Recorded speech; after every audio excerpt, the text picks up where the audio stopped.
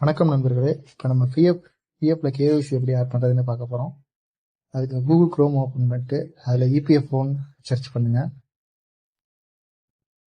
அதில் employee provident ஃபண்ட்னு ஒரு link open ஆகும். அதை கிளிக் பண்ணி உள்ளே போனீங்கன்னா ஆன்லைன் கிளைம் மெம்பர் அக்கௌண்ட் ட்ரான்ஸ்ஃபரை கிளிக் பண்ணுங்க.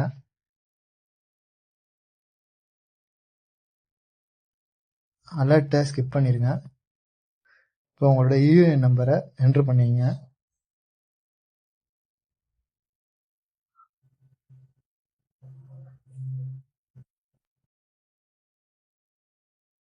அதுக்கப்புறம் உங்களோட பாஸ்வேர்டை என்ட்ரு பண்ணிங்க.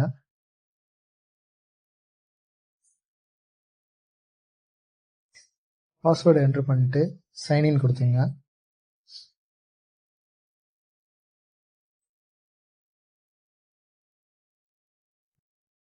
இப்போ உங்களோட ஆதார் லிங்க்டு மொபைல் நம்பருக்கு ஒரு 6 டிஜிட் ஓடிபி வந்திருக்கும். அதை என்ட்ரு பண்ணிங்க.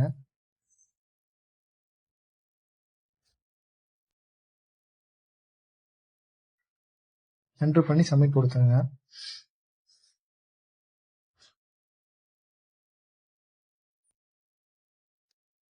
இப்போ அந்த டாப் கார்னரில் மேனேஜிங்கிற ஆப்ஷனில் கேஒய்சியை கிளிக் பண்ணிங்க.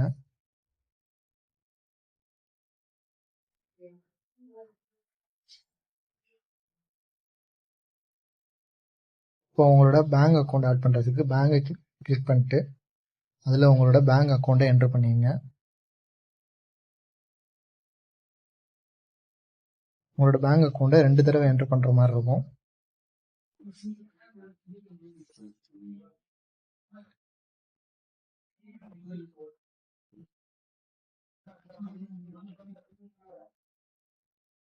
இப்போ உங்களோட பேங்க் ஐஎஃப்எஸ்சி கோடை என்ட்ரு பண்ணிங்க.